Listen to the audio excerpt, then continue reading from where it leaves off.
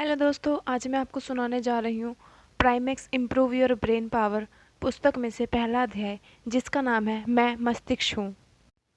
कभी कभी हम देखते हैं कि एक ही माँ बाप के दो बेटों में से एक परोपकारी तो दूसरा हिंसक बन जाता है, या एक बेटा पढ़ाई में अव्वल होगा और दूसरा पिछड़ा रह जाता है।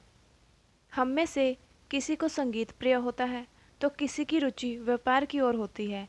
क्या कारण है कि आइंस्टाइन आइंस्टाइन बना और नटवरलाल नटवरलाल? कोई शिशु बचपन में बहुत तेज और सक्रिय होने के बावजूद जवानी की दहलीज पर कदम रखते रखते जिंदगी की हर परीक्षा में क्यों खुद को नाकाम पाता है? हमारी नियति और स्वभाव से जुड़े हुए ऐसे ढेर सारे सवालों का जवाब ब्रह्मांड के उस जटिलतम पदार्थ की अंदरूनी दुनिया में छुपा हुआ है, जिसे हम मानव मस्तिष्क कहते हैं और जिसकी कार्य क्षमता को आप सुधारना चाहते हैं। हमारा मस्तिष्क क्या है और कैसा है? सर्वप्रथम ये जानकर हमें ब्रेन पावर बढ़ाने के तरीके पर चर्चा प्रारंभ करेंगे। कैसा हूँ मैं? मेरी तुलना में विश्व की अन्य सभी आश्चर्यजनक या विलक्षण वस्तुओं की चकाचौंध फीकी पड़ जाती है। दुनिया का कोई भी कंप्यूटर वह कार्य नहीं कर सकता जिन्हें मैं नियमित रूप से करता हूँ। नहीं, मैं आपके शरीर का कोई अंग नहीं, बल्कि आपका संपूर्ण व्यक्तित्व हूँ। जी, मैं आपका मस्तिष्क हूँ। मेरा वजन लगभग 3 पाउंड है। मैं ग्रे सफ़ेद सलैशी ऊतकों से बना हुआ हूँ। मेरा आकार मशरूम जैसा है। मेरे घटक अंगों की संख्या असंख्य है। 3 करोड़ न्यूरॉन और इनसे 5 से 10 गुना संख्या में गिलियाल कोशिकाएं मेरे अंदर विराजमान हैं। आप सोचते हैं कि आप अपने कानों से सुनते हैं और अपनी जीभ से स्वाद लेते हैं और अपनी उंगलियों से स्पर्श का अनुभव करते हैं, लेकिन सत्य ये है कि ये सभी क्रियाएं मेरे अंदर संपन्न होती हैं। कान, जीभ, उंगलियां आदि अंग तो मात्र सूचना एकत्र करते हैं। मैं ही आपको जानकारी देता हूँ कि आपको भूख लगी है, या आपका स्वास्थ्य अस्वस्थ है, अथवा आपकी मनोस्थिति कैसी है। जब आप सो रहे होते हो तो तब मैं सूचना संप्रेषण का कार्य विश्व की समूची दूरसंचार व्यवस्था से भी तीव्र गति से करता हूँ। आपके मस्तिष्क में बाह्य जगत में प्रवेश करने वाली सूचनाओं की संख्या असंख्य होती है। अंत उन सभी को मस्तिष्क में नहीं रखा जा सकता। मैं पर्याप्त सूचनाओं में से महत्वपूर्ण और आवश्यक जानकारियों का चयन कर लेता हूँ और शेष को आप भूल जाते हैं। यदि आप संगीत सुनने के साथ साथ कुछ पढ़ने लगे तो इस स्थिति में या तो संगीत पर मन एकाग्र कर सकेंगे या पुस्तक पढ़ सकेंगे।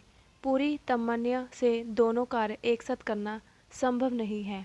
हाँ, यदि इस स्थिति में अचानक ही कोई दुर्घटना घट जाए, मैं अपना ध्यान उस विशेष से हटा लेता हूँ। यदि आप किसी स्थान पर फिसलने लगे तो मैं तुरंत संतुलन बनाने का निर्देश देता हूँ और उसके बाद आपके हाथों को संकेत देता हूँ कि वह आपको गिरने से बचाएं। किंतु यदि फिर भी आप गिर जाते हैं तो आपको ये जानकारी देता हूँ कि आपको चोट लगी है। इसके साथ साथ ही ये घटना अंकित कर लेता हूँ ताकि आप भविष्य में संभल कर चलें। इस प्रकार की घटनाएं कठिनाइयों में आपकी सहायता करने के अतिरिक्त भी मैं हजारों ऐसे कार्य करता हूँ जिनसे आपके शरीर की समस्त कार्यविधियाँ सुचारू रूप से चलती रहें। उदाहरण के तौर पर श्वसन प्रतिक्रिया का निरीक्षण करें। जब संवेदी तंत्रिकाएं मुझे सूचित करती हैं तो मैं आपके रक्त में कार्बन डाइऑक्साइड का स्तर बढ़ रहा है, तो मैं फेफड़ों के संकुचन और सीने की मांसपेशियों के विश्राम अंतराल का नियमन कर श्वसन दर बढ़ा देता हूँ। इसी प्रकार आपकी आवश्यकता पूर्ति हो जाती है। मैं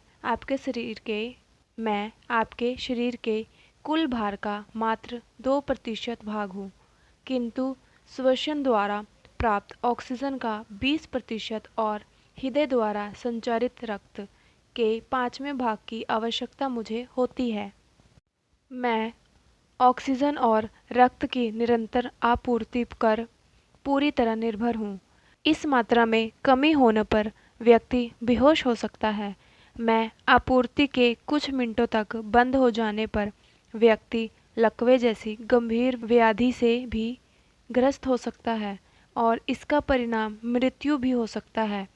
मुझे ग्लूकोज की नियमित आपूर्ति द्वारा पोषण की आवश्यकता भी होती है। मुझसे संबंधित ऐसे अनेक पहलू हैं जो अब तक अल्प ज्ञात हैं। मेरी तुलना एक ऐसे विशाल महाद्वीप से की जा सकती है जिसके बाह्य किनारों की रेखा खींचना ही अब तक संभव हो सका है। वे अनुसंधानकर्ता जो मस्तिष्क की गतिविधियों के विषय में अवशेषण कर रहे हैं, उन्हें कुछ विस्मयकारी एवं चमत्कृत कर देने वाली जानकारियां प्राप्त हुई हैं। उदाहरण के तौर पर मैं शरीर के सभी अंगों को दर्द का आभास करवाता हूँ, किंतु मैं अपने दर्द को स्वयं अनुभव नहीं कर सकता। स्थानीय भाग कट जाने पर मुझे दर्द की अनुभूति नहीं होती, इसलिए मरीज को बेहोश किए बिना भी उसके मस्तिष्क की शल्य क्रिया की जा सकती है। मस्तिष्क को बिजली के झटके भी दिए जा सकते हैं और व्यक्ति पर इनकी प्रतिक्रियाओं का निरीक्षण किया जा सकता है। यदि व्यक्ति के मस्तिष्क के किसी विशेष भाग पर बिजली का झटका दिया जाए तो आपको बचपन का कोई भूला बिसरा मित्र याद आ सकता है। किसी अन्य स्थान की विद्युत से उत्प्रेरित करने पर आपको रेल की सीटी या नर्सरी क्लास में याद आ गई कोई कविता भी याद आ सकती है। कुछ घंटों तक पहले आपको याद नहीं आ रही थी। मैं पुरानी अलमारी की तरह हूँ जिसमें आपके जीवन की सभी पुरानी यादें संजोई हुई हैं और संभवतः मैं आपको पता भी नहीं होगा कि अलमारी में क्या क्या सहेज कर रखा हुआ है। प्राथमिक कार्यक्षेत्र मस्तिष्क की कार्यविधियों पर अनुसंधान कर रहे वैज्ञानिकों ने मेरे प्राथमिक कार्यक्षेत्र का पता लगा लिया है, जैसे दृष्टि का ज्ञान मस्तिष्क के पाठ भाग से प्राप्त होता है। दाएं बाएं भागों से आप श्रवण क्षमता प्राप्त करते हैं। संभवतः आपके मस्तिष्क का सार्वजनिक रोचक तत्व आपका प्रसन्नता केंद्र है। प्रसन्नता केंद्र आपको उत्प्रेरित करने पर आपको खुशी होने लगेगी। प्रशंसा केंद्र आपको उत्प्रेरित करने पर आपको खुशी होने लगेगी। यदि किसी समय कोई व्यक्ति गंभीर अवसाद से पीड़ित हो तो चिकित्सा के लिए उनके मस्तिष्क में एक इलेक्ट्रोड प्रत्यारोपित की जा सकती है। ये इलेक्ट्रोड मस्तिष्क के प्रसन्नता केंद्र को उत्प्रेरित करने लगेगी और इस प्रकार बिजली का हल्का सा झटका अवसादग्रस्त व्यक्ति को प्रसन्न कर सकता है। मैं खोपड़ी में निवास करता हूँ जो एक सुरक्षित किले के समान है। खोपड़ी का ऊपरी भाग 1/4 इंच मोटा होता है। नीचे से ये भी समान रूप से मोटा होता है। खोपड़ी में हड्डी के बाद जलीय द्रव की परत होती है जो सभी आघातों को सहने की क्षमता देती है। मस्तिष्क में प्रवाहित होने वाला रक्त द्वारपाल की तरह कार्य करता है जो आवश्यक पदार्थों को मस्तिष्क में प्रवेश दे देता है, जबकि अवांछित अवयवों को लौटा देता है। इसी प्रकार आवश्यक ग्लूकोज मस्तिष्क में पहुंच जाता है, किंतु जीवाणु और विषाक्त पदार्थ प्रवेश नहीं कर पाते। अधिकतर दर्द निवारक दवाइयाँ और एनेस्थीसिया मस्तिष्क में सहजता से प्रवेश कर लेते हैं, परंतु दुर्भाग्यवश अल्कोहल और कुछ इस प्रकार की दवाइयाँ मस्तिष्क में प्रवेश कर मेरे सामान्य क्रियाकलापों को बुरी तरह नुकसान पहुंचाते हैं। ऐसी स्थिति में यह भी संभव है कि किसी मूक चित्र के स्थान पर व्यक्ति को विचित्र ध्वनियाँ सुनाई देने लगे। मेरी संरचना के विषय में जानने के लिए आप उद्यान से जुड़ी थोड़ी घास जड़ सहित उखाड़े और जड़ की संरचना का निरीक्षण करें। मस्तिष्क में इसी प्रकार करोड़ों संरचनाएं विराजमान हैं। मेरे 3 करोड़ न्यूरॉन नर्व सेल आपस में इसी प्रकार जुड़े हैं। न्यूरॉन एक विशेष प्रकार की सूचनावाहक कोशिका है जिसके दोनों ओर धागेनुमा संरचना होती है। इनमें से एक एक्सॉन एक कोशिका से दूसरे को सूचना देने का काम करते हैं, तो दूसरा डेंड्राइट सूचना ग्रहण करता है।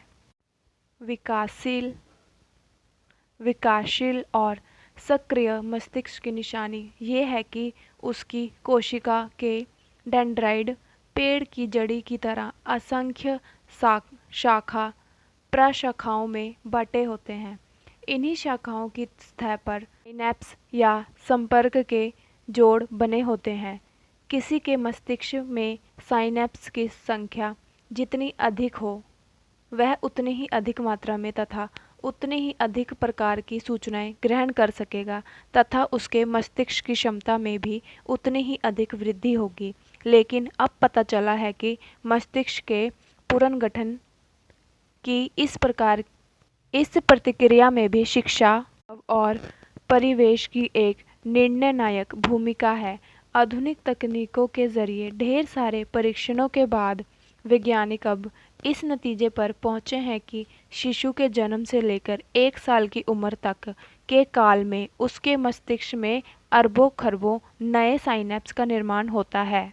हर मस्तिष्क कोशिका में कई कई हजार संपर्क सूत्र बनते हैं और 1 वर्ष की उम्र तक उनकी संख्या 1000 ट्रिलियन तक पहुंच जाती है, लेकिन उसके बाद फिर उनकी तादाद तेजी से गिरावट आने लगती है। आज के लिए इतना ही। बहुत बहुत धन्यवाद।